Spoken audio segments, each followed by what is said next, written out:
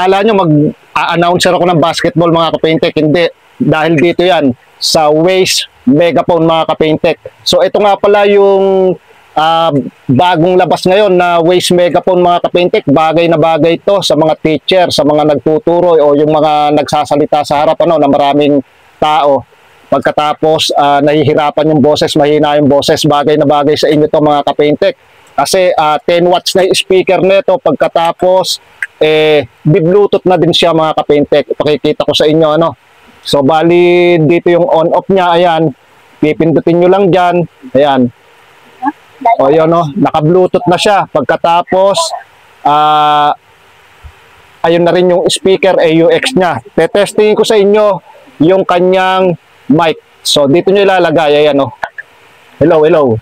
Hello mga kapaintek. Okay na okay, ano? Ang lakas ng kanyang sounds. Hindi ko pa itinotodo yung volume niyan mga kapaintek. Pagkatapos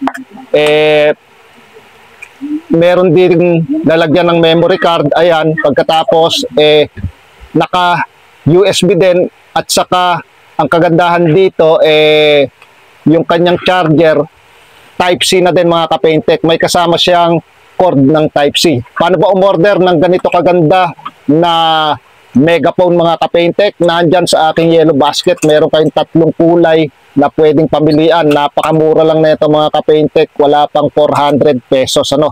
Pagkatapos pwede nyo pang isabit sa kanya. Ayan o. Gaganyan nyo. O, yun o. O, yung mga nagtuturo ng kanya. Bagay na bagay ito mga kapaintek.